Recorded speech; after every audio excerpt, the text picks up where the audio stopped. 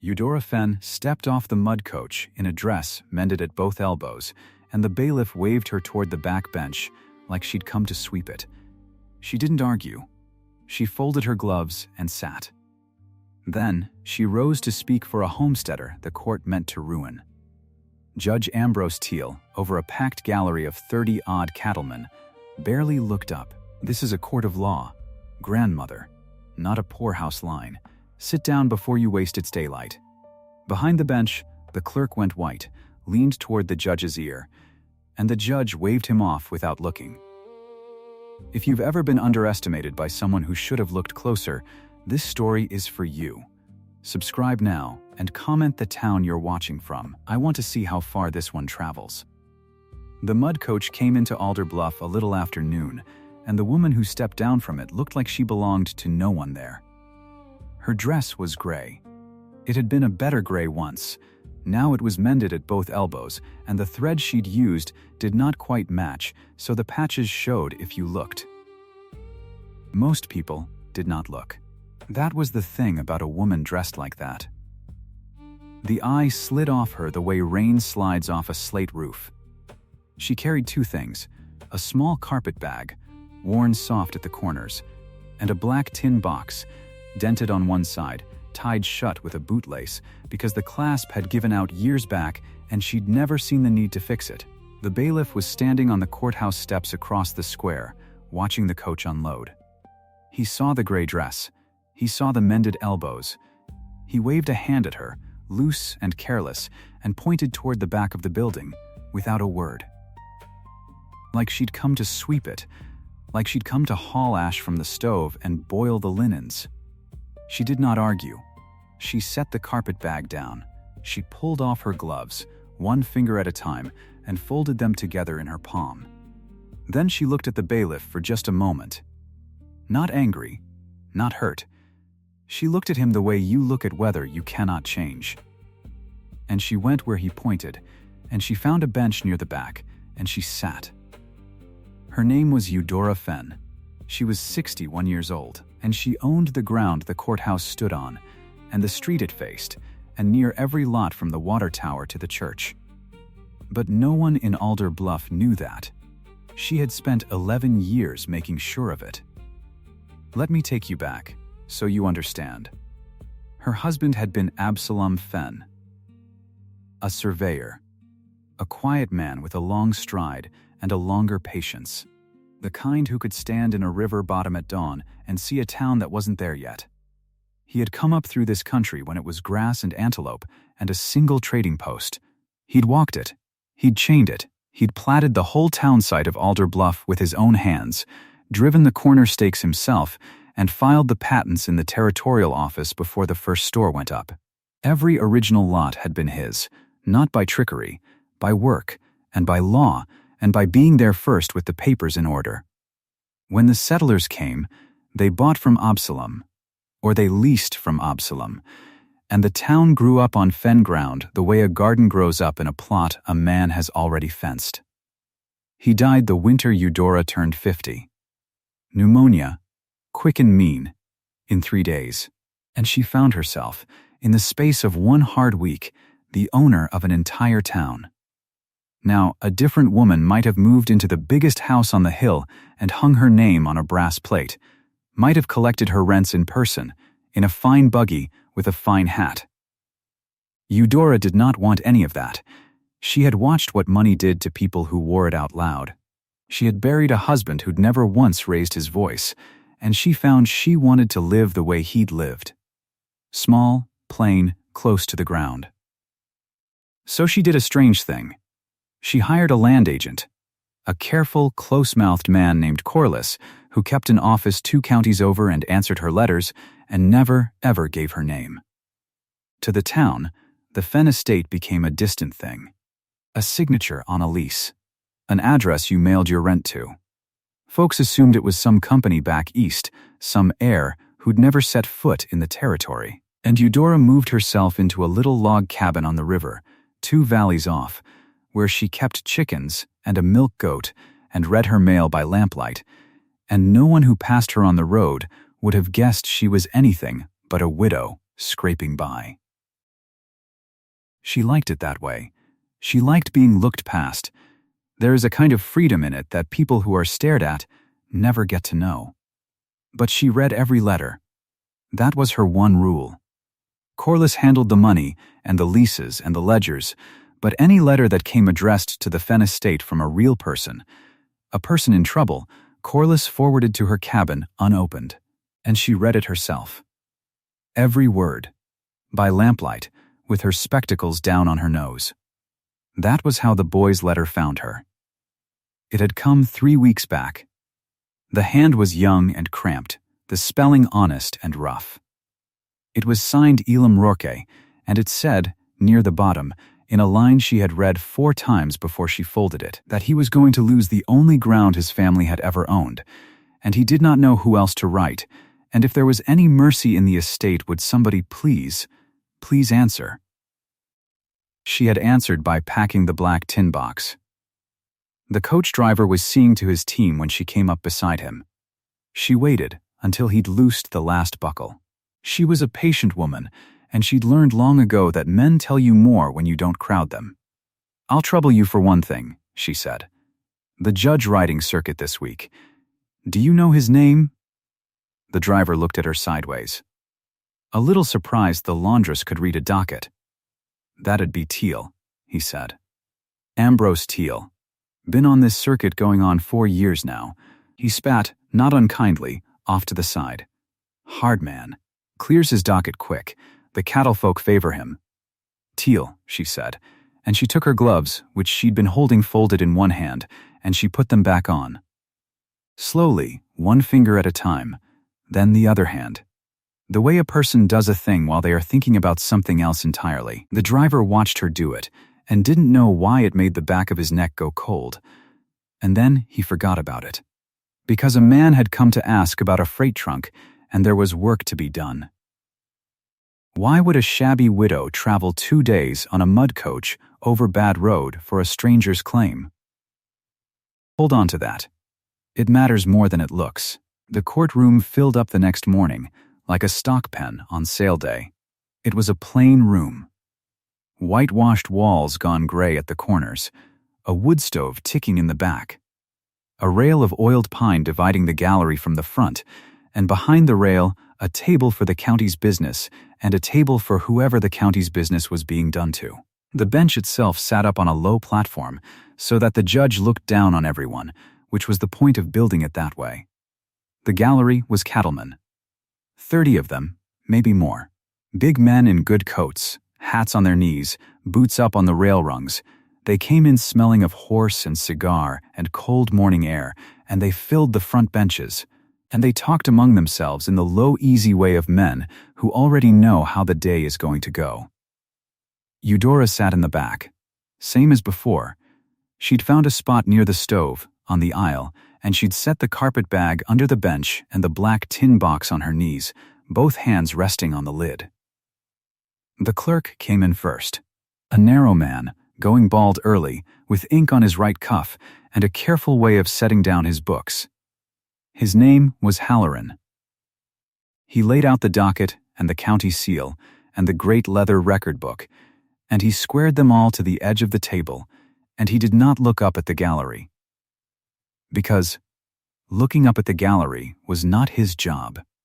His job was the record. Keeping it true. He'd kept it true for 6 years, and he meant to keep it true for 6 more. Then the judge came in, and everyone stood. Ambrose Teale was a wide man run to soft in the middle, with side whiskers he kept trimmed, and a black coat that had cost real money. He carried himself like the room was a thing he'd bought. He nodded to a few of the cattlemen by name as he took the bench, easy, familiar, and one of them lifted 2 fingers back, and that little exchange told you everything about how the daylight in that courtroom was going to be spent. He rapped the gavel once. He sat. The room sat with him.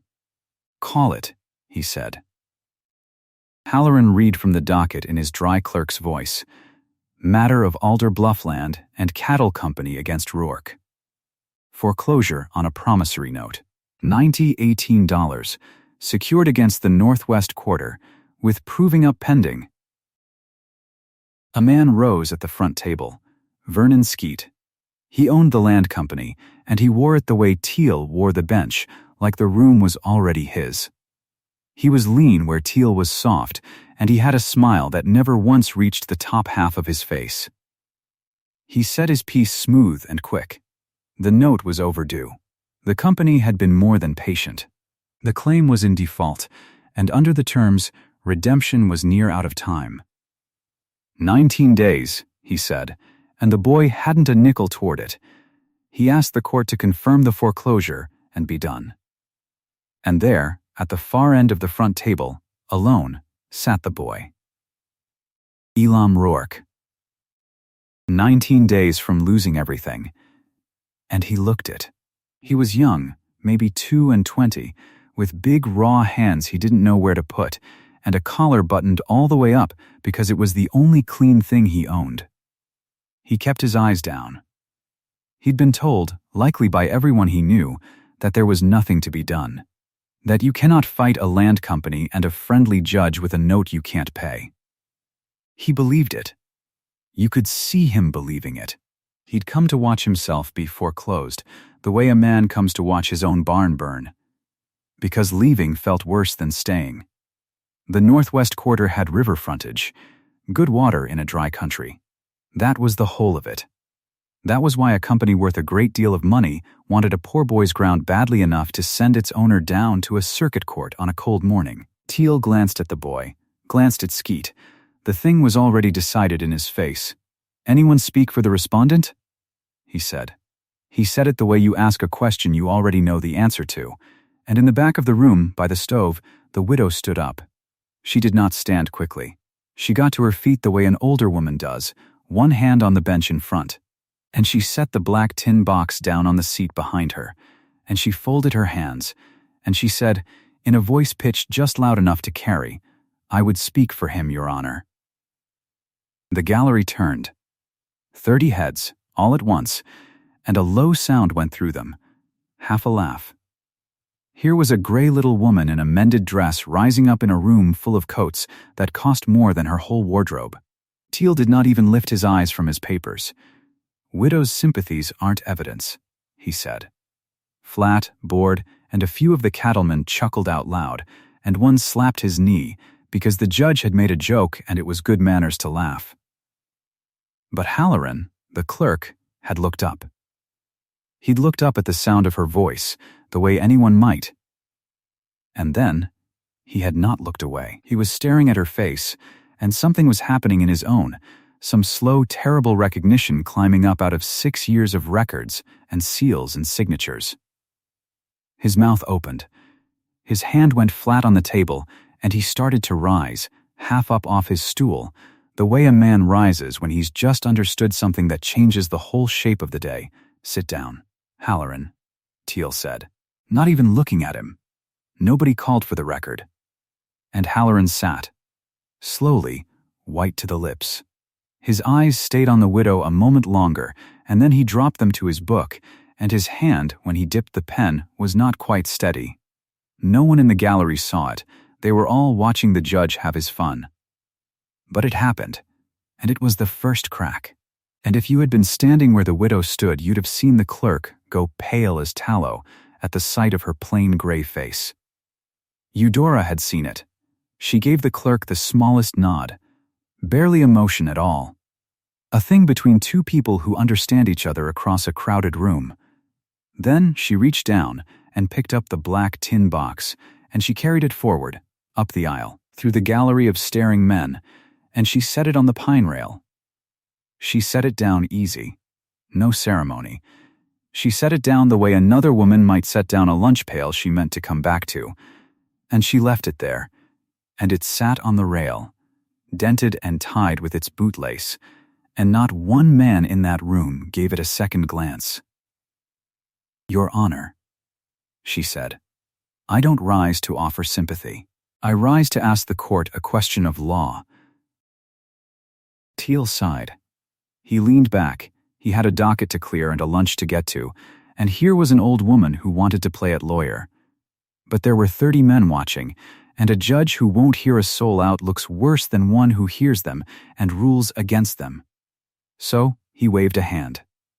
Go on then, waste a minute. The claim in question, Eudora said. The company means to foreclose the northwest quarter. I would ask which northwest quarter. The record should show the full description. Skeet smiled his half-smile and started to answer. Easy. But she was already talking, and what she said next, she said without a paper in her hand, without a glance at a note, in the plain, steady voice of a woman reciting something she has known a long time. The northwest quarter of Section 14, Township 6 North, Range 68 west of the 6th principal meridian, she said. 160 acres, with river frontage on the east line, patent pending under the homestead entry, and a redemption period running under the territorial statute of 1874, which, I believe, Your Honor, gives the respondent his 19 days, and gives this court no power to shorten them. The room went quiet for a beat. Then the cattleman laughed. Louder this time. Because it was a funny thing, wasn't it? A washerwoman rattling off a land description like a parson rattling off scripture. Somebody in the third row said, plain enough to carry, somebody taught the hen to read, and that got a real laugh. A mean one. Teale smiled along with them. He took it for exactly what they took it for. An old woman who'd heard some clever man say those numbers once, and had memorized them the way a child memorizes a rhyme, not understanding a word. That was his mistake. Right there. That was the whole of his mistake, and he made it in front of 30 witnesses, and he never felt it happen. Because nobody parrots a land description that precise. Nobody borrows a section township range and a statute date and a meridian and gets every figure of it dead right from memory. You do not carry those numbers unless the ground under them is yours, or was your husband's, or has been passing through your own hands on paper for 11 years. The viewer sees it.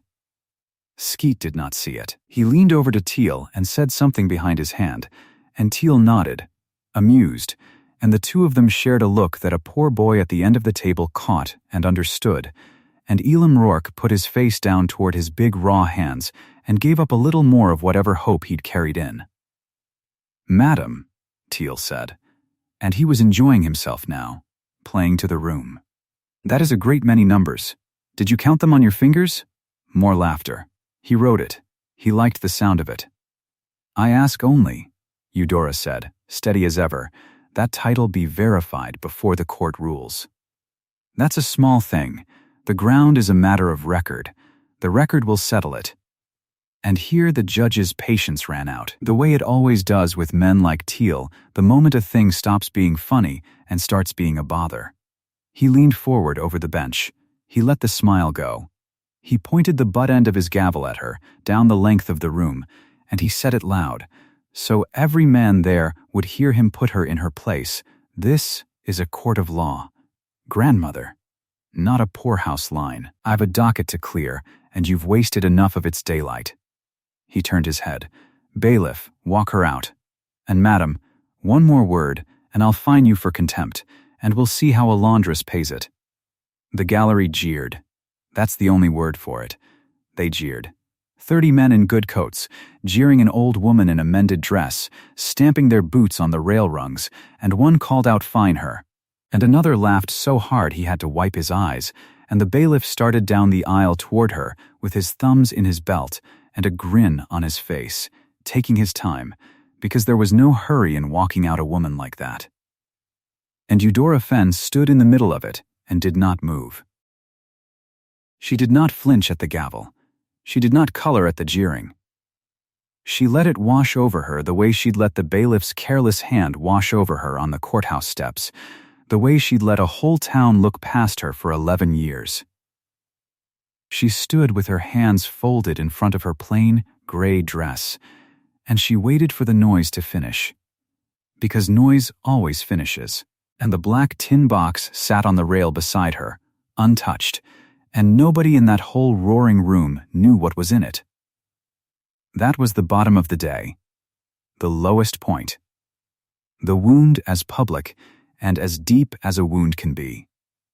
If you have ever stood in a room while people who should have known better laughed at you for being poor, you know exactly where she was standing, and exactly how much it cost to stand there and not break.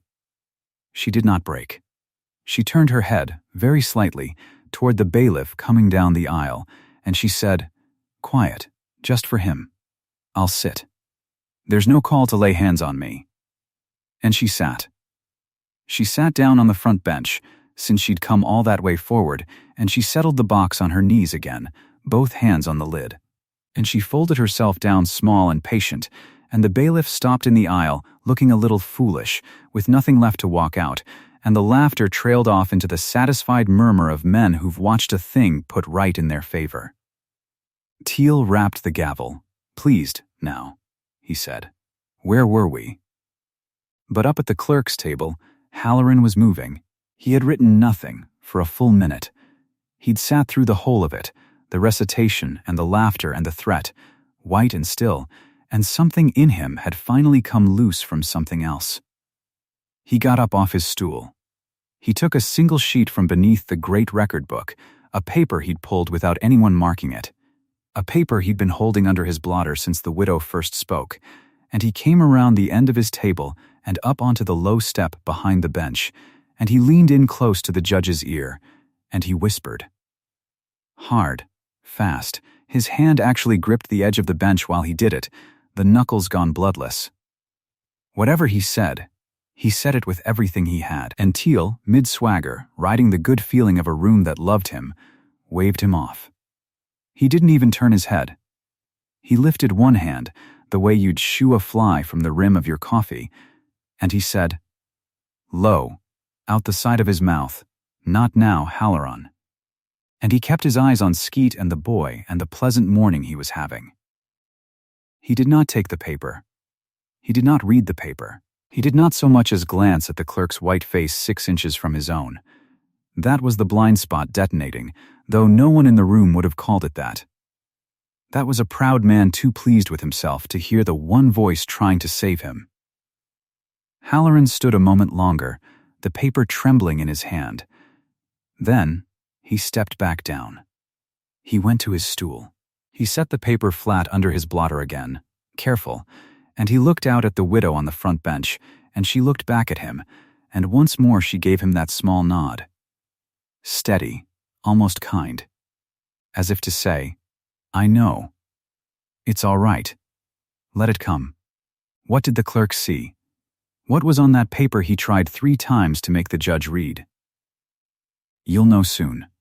So will Ambrose Teale. That's the trouble with waving a man off. The thing he was trying to tell you doesn't go away. It just waits. The morning wore on. Teale, in high good humor now, decided to be generous, the way a man is generous when he's already won and wants to look fair doing it. The respondent's advocate, he said, and he tipped his head toward the widow with mock courtesy, has asked that title be verified before we rule. Very well. This court is nothing if not thorough. A ripple of amusement through the gallery. They knew a cat playing with a mouse when they saw one. We'll verify title. I'd not want it said I foreclosed a boy's ground without dotting every last I for the laundress. He smiled. Let the record show the court's patience. He meant it as one more humiliation. Make the old woman watch while the county's own books confirmed what everyone already knew, that the company held the paper, that the boy was done, that her precious record said exactly what Skeet said it said. He was handing her a rope and inviting her to watch him tie the knot. By all means verify it, Eudora said. I'd ask the same. And she bent forward over the box on her knees. Her fingers found the bootlace, not the clasp. The clasp had been broken for years. The lace, the plain waxed bootlace she'd knotted through the hasp herself. She worked the knot loose the way she did everything, without hurry, without show, her head bent and her spectacles low on her nose. While up on the bench the judge turned to Josh with Skeet, and the cattlemen settled in for the pleasant part, and the boy sat with his face in his hands, and no one, not one soul in that whole crowded room, was watching the widow's hands open the black tin box. The lace came free. She lifted the dented lid. Inside, laid flat and squared, and kept these many years the way another woman keeps her wedding lace, were papers. Old papers, and newer ones. Deeds, patents, notes, in a dead man's careful hand and in a living agent's.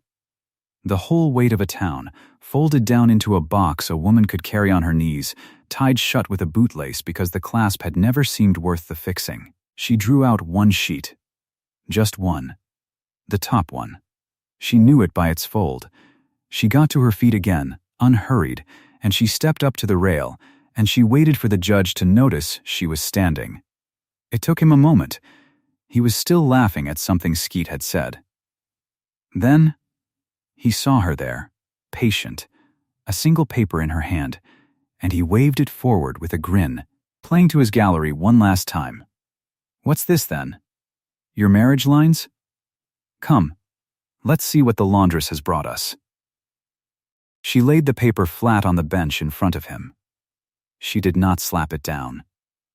She placed it, square, the way Halloran placed his books. "Before the court rules on any foreclosure," she said, and her voice was the same steady voice it had been all morning, no louder, no harder. "It should know whose ground it stands on. That is the patent for this courthouse block." Section 23. Held by the Fenn estate. The county holds it on a lease, Your Honor, signed and recorded 11 years back, and I'd ask that the county recorder be sent for. He can read you the rest. The room did not understand yet. The gallery had not heard. It was too quiet a thing, one gray woman laying one sheet of paper on the bench. But Ambrose Teale looked down at the paper by his hand. He looked at the seal on it. He looked at the description. He looked at the signature at the bottom, and then at the name of the estate that held the lease the county paid, every year, for the very floor his bench was bolted to, and the smile began, very slowly, to leave his face. The seal was county cut. He knew that seal. He signed under it near every day of the week. For a long moment Ambrose Teale said nothing at all. The gallery still buzzed. Somebody near the door laughed at a thing that had nothing to do with the paper, but at the bench it had gone still, and the stillness was spreading, the way cold spreads across a pane. "This is a forgery," Teale said. But he said it low. He said it to the paper, not to the room. "The recorder will tell you it isn't," Eudora answered. "Send for him. I'll wait. I've waited 2 days already." "Another hour is nothing to me." Vernon Skeet came off his chair. He crossed the well of the court without leave, which no man does in front of a judge, and he leaned over the bench and put his own eyes on the sheet. He was a big man, red at the collar, sure of his weight. He read it. And something went out of his shoulders that he tried to hold up anyway. "Anybody can wave a paper," Skeet said. He straightened. He turned to the gallery and spread his hands, the way a man does when he wants the room to laugh with him and hold him up. "She's had it printed. Old women and their tricks." "Your Honor, we've a foreclosure to finish and daylight to burn." "Then finish it," Eudora said, "on ground you've proven is yours to finish it on." Teale's gavel hand had gone flat on the bench, not gripping, just resting there, near the paper, like he wasn't sure anymore what the hand was for. "Halloran," he said. The clerk stood. "Fetch the recorder. And bring the county lease book. The current one." Teale's voice tried for its old iron and got about halfway. "We'll settle this and be done with it. And when it's settled, madam, I'll have that fine for contempt after all." "You may try," Eudora said, and sat back down and set the black box on her knees again. Halloran went out. The room waited. Skeet did not go back to his chair.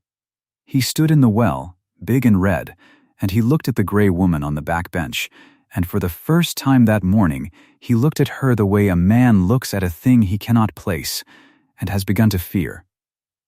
The recess ran on. Nobody had called a recess, but it was one.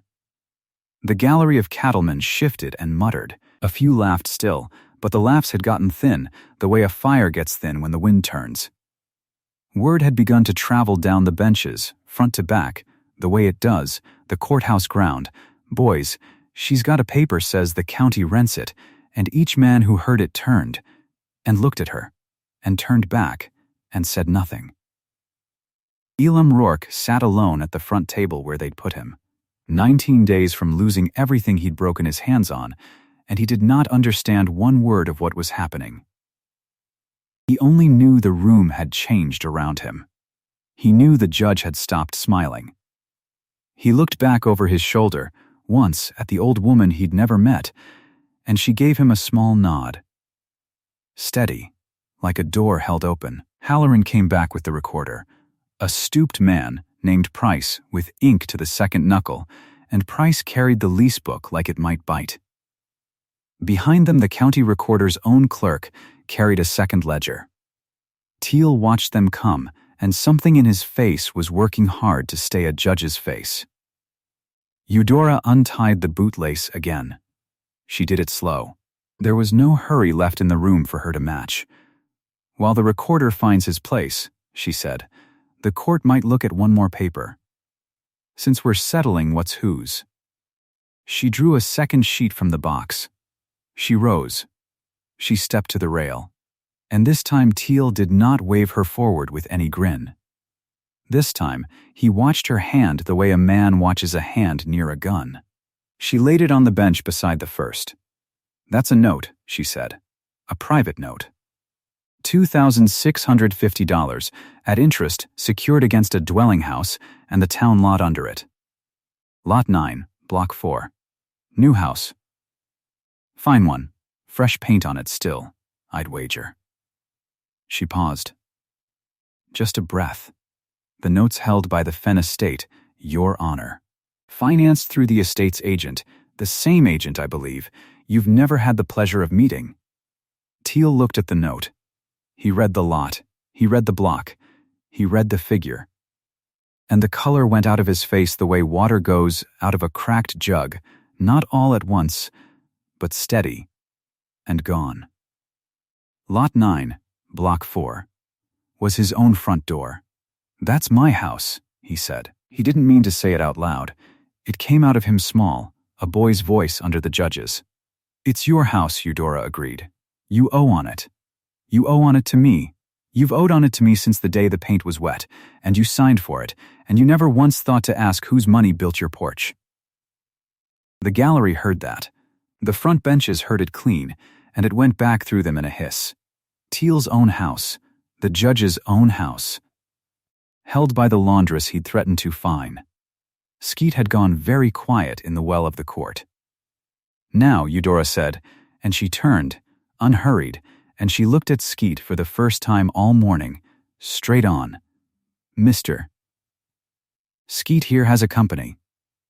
Alder Bluff land and cattle. It buys, and it lends, and it forecloses, and it's foreclosing this boy at that table over a note of $918, with 19 days left on his redemption." She let that sit. "A company runs on money it borrows, Mr. Skeet. Where do you suppose yours comes from?" "That's my business," Skeet said. His voice had lost its floor. $14,000, Eudora said. "Your operating loan. Renewed every spring. Signed through an agent 2 counties over who works for one estate and one estate only." She did not raise her voice. She never once raised her voice. "You've been foreclosing this boy with my money, Mr. Skeet. You've been drawing your wages and your water rights and your fine talk out of a purse you watched a bailiff wave toward the back bench this morning. Every dollar behind you is Fenn money. It always was. You just never had to look." The room did not laugh now. Not one man. Teale came up out of his chair. It was the last card he had, and he threw it. A judge on his bench has power that a paper takes a day to unmake, and he knew it, and he reached for it.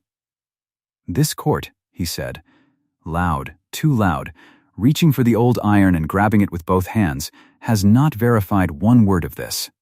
Not one. Papers are papers. And until they're verified, this docket stands, and the foreclosure of the Rourke claim is." He lifted the gavel, "is hereby, Recorder," Eudora said. Quiet, under his thunder. Read the title. Price the recorder had found his place. He looked up from the lease book, and he looked at the judge with the gavel in the air, and he looked at the old woman on the back bench, and Price was a coward, like most men are cowards. But he was a recorder before he was a coward, and the book in his hands was the truth, and the truth was already on the bench. He raised his hand, the stooped ink-stained hand. He raised it against the gavel. The bailiff, halfway up the aisle already at Teale's earlier signal, stopped dead between them. The judge with the hammer up, the recorder with his hand up, and the bailiff caught in the well of the court with his own hand on nobody's arm, not knowing which power in the room was the one that would still be standing at supper. Nobody breathed. "Read it," Eudora said again. Same voice. The voice she'd used all morning, that the court had laughed at, that had not once changed its weight. And Price read it. "Courthouse block," Price said. His voice shook, and then it didn't. Section 23, original patent to Elam Fenn, surveyor, recorded under Territorial Statute of 1874, held now by the Fenn estate. County of record holds under lease, signed 11 years back. Rent paid current. He turned a page. The turning of the page was the loudest sound in the room. Main Street lots, Price read. Block 1 through Block 6. Original patents to Elam Fenn. Held by the Fenn estate. Leased to occupants. A man in the third row of the gallery owned the mercantile on Block 2. He made a sound low in his chest and sat down where he was standing. Price turned another page. Dwelling. Lot 9. Block 4. He did not look up. He knew whose house it was. Every soul in the county knew whose house that was. Note held by the Fenn estate, $2,650. Outstanding, the gavel came down. Not struck, just down. Ambrose Teale set it on the bench because his arm would not hold it up any longer, and he sat, and he did not look like a judge. He looked like a man reading a letter that has told him someone is dead. Halloran came forward, the clerk who had tried twice to warn him and been waved off twice. He carried a single sheet, the courthouse lease, the original, the one Teale had murmured to the bailiff to misplace during the recess. Halloran had pocketed it and kept it whole. He laid it flat on the bench, square, in front of the judge, where it could not be lost. "You'll want the original where it can be found, Your Honor," Halloran said. Mild as milk. For the record. The jeering had gone out of the room from the front bench backward, the way a tide goes out, and where the noise had been there was nothing now but 30 men learning at once that the whole ground under their town, the street they'd ridden in on, the very floor their boots were set on, belonged to the woman they'd watched be sent to the back like a servant. Skeet found his voice. It came out cracked. He stopped. Started over. If the company's capital is, if that loan is yours, he was working it out as he said it, and hating every foot of the road. Then I hold the paper your company stands on, Eudora said. Yes, and under the terms you signed, Mr. Skeet, you signed them. I'd guess without reading, the way you all sign, the holder may call that operating loan due on notice. I'm giving you notice. It's due. She said it like she was reading a grocer's bill, no heat in it at all. A company that can't cover its operating loan has no standing to foreclose a soul. You've no standing to foreclose this boy. You had none the day you filed. You just didn't know whose floor you were doing it on. Skeet put his hand on the table to keep himself up. Teale had not spoken. He sat with the two papers under his hand, the courthouse lease and the note on his own roof, and he was reading the note again. Slow, the way a man reads a thing he wants to unread. Eudora crossed the well of the court, 61 years old, mended at both elbows, and she crossed the open floor that no one had granted her, and no one moved to stop her now. She stopped below the bench, and she looked up at the judge who had called her grandmother. I have owned the daylight this courthouse sits under for 11 years, Judge Teale. Dry, quiet, not a drop of triumph in it, which was worse than triumph. You may keep your bench. I've no use for it, and the county needs someone in it till the circuit sends another. Keep it. She let that land, but read the paper by your left hand before you keep your house. Teale's hand did not move. His eyes did. Down. To the note. To the figure, to his own signature at the bottom of it, made the day the paint was wet. You could, he started. I could, Eudora said. I won't. That's the difference between us. I'd have hoped you'd learn on your own bench, but a man learns it late, or he learns it never. She turned from him. She was done with him. It was the cruelest thing she could have done, and she did it without cruelty, which is the only way it truly cuts. She turned to the boy at the table.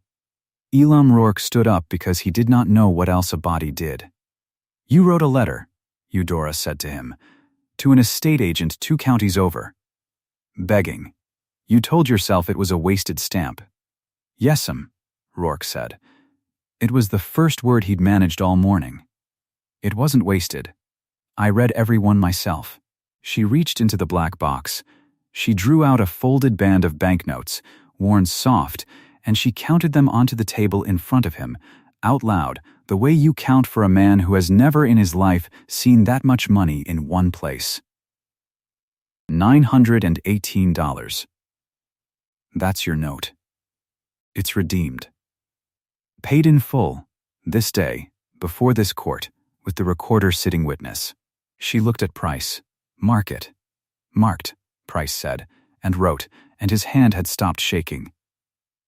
That's your claim, Eudora said to Rourke, and she laid a last paper over the money, a clean patent, his name on it, the northwest quarter of Section 14, 160 acres, the river frontage and all. Free of the note, free of the company, free of any man in this room. Prove it up. Plant it. Don't sell it to the first big neighbor who tells you the water's more use to him than to you. It's yours. It was always going to be yours, boy. You just didn't know who was reading your mail. Rourke looked at the paper. He looked at the money. He looked at her, and his mouth worked, and nothing came, and she saved him the trouble of finding it. Don't thank me, she said. I didn't do you a kindness. I did the ledger. Your note was good, your ground was proven, and the law was on your side the whole while. All I did was carry it into a room that had forgot which way it pointed. She almost smiled then. Almost. Go home. She turned back once to the bench. Teale had at last picked up the note on his house and was holding it in both hands. The estate will honor that paper on its written terms, Eudora told him. No favor in it, no cruelty in it. You'll pay what you owe on the day it's owed, same as any man, and if you pay it the house is yours and I'll never trouble you for it. That's all. That's the whole of what I am, Judge. A ledger that pays what's fair and collects what's due, and doesn't much care whether the man across the table was kind to it at the door. She let the silence hold one beat more. You should have looked closer. Most who look down never do. She reached out. She took her 2 papers back off the bench, the lease she left, for the record, the house note she folded, and returned to the box, because that was private, and she was a private woman. She set the black tin box on her knees one last time. She tied the bootlace. 2 loops, the way you tie a thing you've tied 10,000 times, the clasp long broken and never worth the fixing. Then she picked up the carpet bag from under the back bench, where it had sat all morning while the court laughed, and she walked out the front doors of the courthouse she owned the ground beneath, and not one man in that gallery of 30 found a word to throw at her back. 8 months on, the light came late and gold across the northwest quarter of Section 14, and Elam Rourke's first wheat stood up in it. It was not much of a crop. A first crop never is. But it was his, standing on ground that a court had meant to take, drinking from a river that a company had meant to sell out from under it. The river ran low in the late summer and bright over the stones, the way it does when the heat's been long, and Rourke walked the edge of his field in the evening, the way a man walks the edge of a thing he still can't quite believe he kept. He'd married in the spring.